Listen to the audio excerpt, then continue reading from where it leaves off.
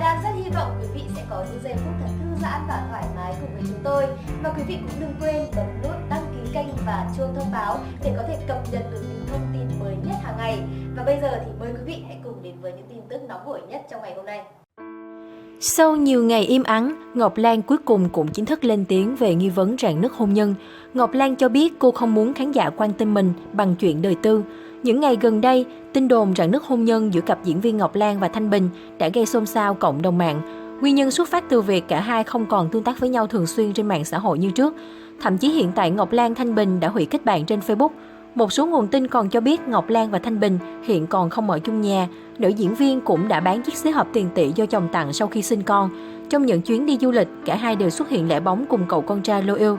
Đã lâu lắm rồi chưa thấy cả nhà Ngọc Lan Thanh Bình có những bức ảnh quây quần vui vẻ cùng nhau như trước. Tất cả những bằng chứng trên chính là cơ sở cho tin đồn ly hôn của cả hai.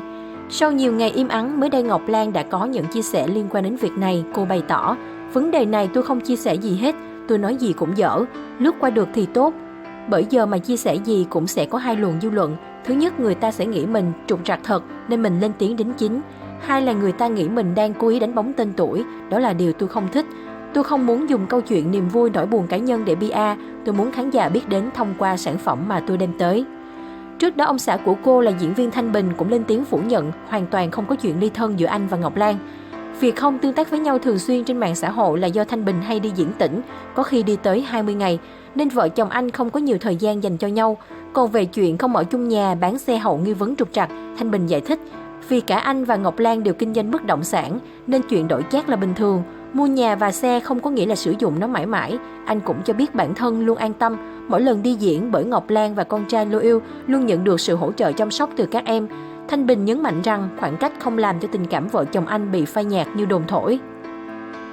Thanh Bình Ngọc Lan kết hôn năm 2016, cả hai nảy sinh tình cảm khi cùng tham gia đóng phim. Năm 2017, cặp đôi chính thức hạ sinh con trai đầu lòng, đặt tên là Lô Yêu.